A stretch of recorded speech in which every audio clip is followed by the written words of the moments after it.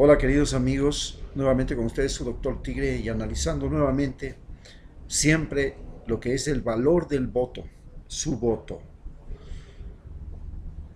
Y en segundo lugar, la importancia de la acción democrática, no digamos política, en la salud. Estamos ahora analizando lo que está pasando en América Latina y la respuesta que tiene América Latina a la conducta política, psicológica y social de Donald Trump frente a nosotros los latinoamericanos. Hasta la fecha, Donald Trump ni siquiera ha querido visitar ningún país latinoamericano, ni siquiera ha querido asistir a las reuniones latinoamericanas, pero ha sido más importante ir a bombardear Siria. Bueno, en estas condiciones, vemos que muchos de nuestros familiares que están en Estados Unidos y que nos envían remesas, ahora están en la posibilidad de ser expulsados de Estados Unidos. Y muchos de nuestros migrantes que tienen aquí hijos, posiblemente ya no van a poder, no van a tener ninguna posibilidad de un reencuentro familiar, porque las leyes migratorias y el muro que se ha construido entre México y Estados Unidos, que es el muro entre América Latina y nosotros, el muro de la vanidad de Trump, es ahora una barrera más que física, porque eso es tan fácil destruirlo, tan sencillo, que es una estupidez. Es un muro realmente simbólico, no es un muro práctico. Ustedes saben que de un bazucazo se puede abrir un orificio ahí. Y todo el narcotráfico tiene miles de bazucas. Y con una bomba, con una dos dinamitas, se acaba con ese muro. Hay huecos por todos lados y se puede hacer en todas partes de explosiones. La gente puede hacer escaleras más altas que el muro y saltar al otro lado. Y si tienen que pasar droga, lo pasan con drones al otro lado. ¿Qué problema hay? Ese muro no tiene realmente un valor físico real. Es un símbolo. Es un símbolo que advierte, como usted cuando pone una cerca en la casa, a los ladrones que no se metan. Pero en realidad el ladrón puede saltar la cerca, meterse. Y es más, una vez que está dentro de la casa nadie lo ve. Por eso en Estados Unidos no existen cercas entre las casas en los barrios suburbanos.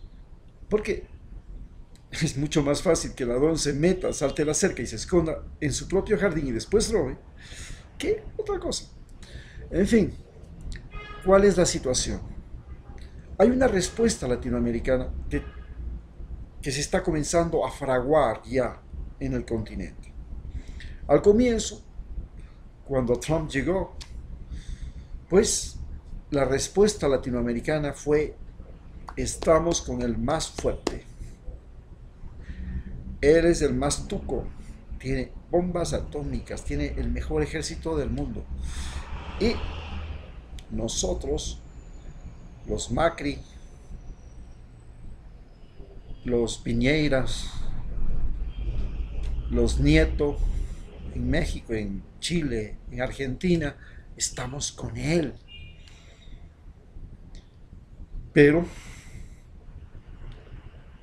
el resto de la población comienza a verse de otra forma frente a Donald Trump y su política.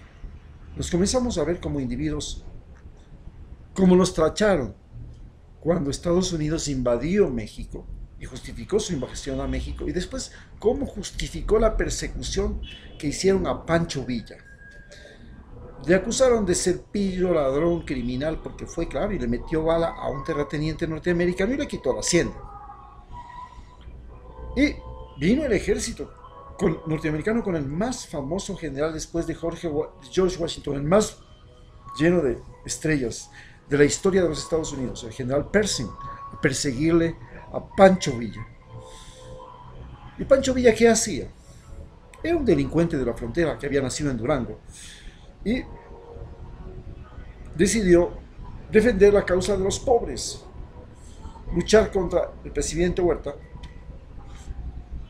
y des- junto y levantar a todo el pueblo mexicano, y de esa manera la frontera norte, desde donde él avanzó, fue liberada a golpe de bala, cañón y caballos. Nació entonces la Revolución Mexicana. Los mexicanos reaccionaron también contra los Estados Unidos, porque pocos, digamos ya en 1770, después de la guerra, pues los norteamericanos habían invadido México, llegaron hasta la Ciudad de México y les forzaron luego a firmar un tratado humillante, en el que pidieron Colorado, Wyoming, California, Texas, Nuevo México, Nevada, Utah, Oregon. O sea, estamos hablando de que perdieron el 120% del territorio mexicano. México quedó con menos de la mitad de lo que era. Y en ese lugar vivían mexicanos. Y vinieron norteamericanos y les pusieron ahora nuevas leyes, nuevas conductas y nuevas todo. Y les dijeron, ahora hasta aquí nomás, esto es nuestro. Los mexicanos no han podido separarse de su familia. ¿Usted sabe lo que es un latinoamericano? Un latinoamericano lo que ama, lo que quiere, lo único que cree es en su familia. Y su familia existe aunque esté en la China y en la Conchinchina. Separaron familias a los dos lados de la frontera. Y desde ese momento comenzó la migración. Hoy la migración ya es no solamente un negocio, es además un delito. Y esto nos ha creado una seria respuesta. Y la respuesta mexicana ha sido que López Obrador está a punto de ser el próximo presidente de México.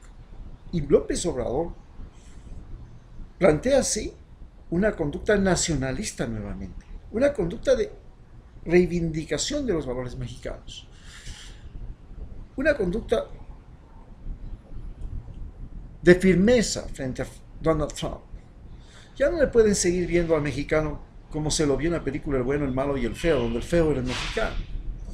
Y tampoco se le puede ver como se le veía a Pancho Villa, el pillo que mató a un gringo, y ahora todos los mexicanos y todos los latinoamericanos son narcotraficantes, violadores, etcétera, etcétera, como lo dice Donald Trump en sus discursos. Esta misma respuesta comienza a fraguarse en Colombia. Colombia, aunque posiblemente no gane Petro, que es el candidato de la izquierda, llega a ser uno de los finalistas. Y esto es importante, porque en Colombia los procesos son progresivos, ahí casi no hay regresión. Colombia y México son los dos países más humillados de América Latina por los Estados Unidos. A Colombia, Estados Unidos le quitó Panamá, que era parte de la Gran Colombia, y para poder construir el canal, pues puso sus cañoneras al frente de Panamá. Y como Panamá estaba viviendo y además incentivó, metió mecha, armas y todo para la denominada Guerra de los 1000 días. Una guerra fratricida entre conservadores y liberales que duró 3 años, pero fue devastadora, como esas guerras civiles terribles. La misma guerra civil norteamericana es terrible, la guerra en Siria es terrible. La peor guerra que puede uno imaginar es la guerra civil. Esta guerra civil, la Guerra de los 1000 días, que terminó con el triunfo conservador. ¿Y los conservadores qué hicieron? Le regalaron Panamá para que construya su canal a Estados Unidos, y Estados Unidos arrendó temporalmente lo que es ahora el canal de Panamá, hasta que vino una situación que lo arrendó por 100 años y al final tuvo que devolver ese territorio, y ahora el canal de Panamá es de los panameños. Pero Panamá no es de los panameños. Entonces, esta es la situación que se está viviendo en América Latina. Hay una respuesta muy importante de la América Latina a esto. Pero entre las respuestas más importantes y más interesantes está la respuesta no solamente de López Obrador, de Petro en Colombia, está la inquietante presencia de Rafael Correa. Rafael Correa ha visitado Cuba hablado con Silvio Rodríguez, y en ellos ha aflorado y ha crecido el concepto de la unidad latinoamericana, de la patria grande, ese concepto que teníamos nosotros desde que nacimos de España, que éramos unos solos, desde México hasta la Argentina, porque cuando vamos fuera de Ecuador, cuando llegamos a Estados Unidos, en el caso mío que fui alguna vez a Europa en general, para los europeos tú no eres ecuatoriano, tú eres latino, punto, se acabó. Y para los norteamericanos tú no eres ecuatoriano, tú eres latino, o sea que te ven, tú no tienes diferencia con nosotros, eres uno solo. Y es lo que para ellos sí existe y para nosotros no existe. Nosotros somos cada uno un pedacito de país. Y entonces tenemos una inquietante y nueva respuesta a Donald Trump. La respuesta es el renacer del socialismo latinoamericano. Este volver a renacer, que tiene todavía la posibilidad de que Lula llegue a ser presidente en Brasil, y si no es Lula, alguien muy vinculado a Lula llegará a ser el nuevo presidente en Brasil, y entonces sí, la cosa se va a hacer muy difícil. México y Brasil, las dos más grandes potencias latinoamericanas, que ya están en el foro mundial, porque México tiene más capacidad económica que Inglaterra y que Francia, y Brasil está dentro de los países más ricos del BRIC, donde están Brasil, Rusia, China y Sudáfrica. Entonces, estamos hablando de que hay una respuesta a esto.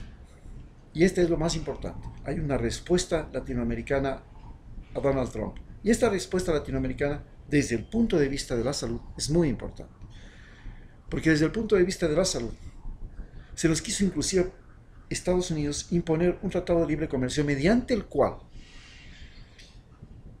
cuando un médico utilizaba una técnica quirúrgica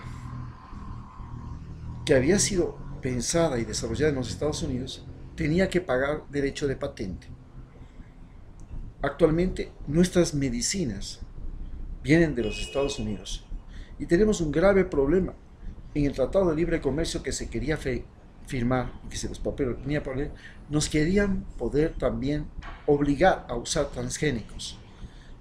Monsanto y ahora Monsanto Bayer, se unieron las dos grandes empresas, una alemana y una norteamericana, tenían la libertad de introducir aquí en el Ecuador semillas modificadas, genéticamente modificadas, de tal manera que nuestros alimentos tenían que depender ahora de la genética y de semillas que teníamos que obligatoriamente comprarles a ellos, porque nuestro maíz apenas produce una cantidad y el maíz genéticamente modificado produce una gran cantidad. El gran problema no es la gran cantidad, sino que después de esa gran cantidad, ese maíz modificado también necesita más agua, necesita más nutrientes, necesita otro tipo de suelo, y entonces viene la manipulación química del suelo con fertilizantes. Entonces el negocio ya no era solamente las semillas, también es los fertilizantes. Y entonces esas semillas también son susceptibles de pestes, entonces también el negocio también es los pesticidas. Y así vamos a tener una dependencia en la producción, como tiene México, que está atado hasta el cuello por ese asunto,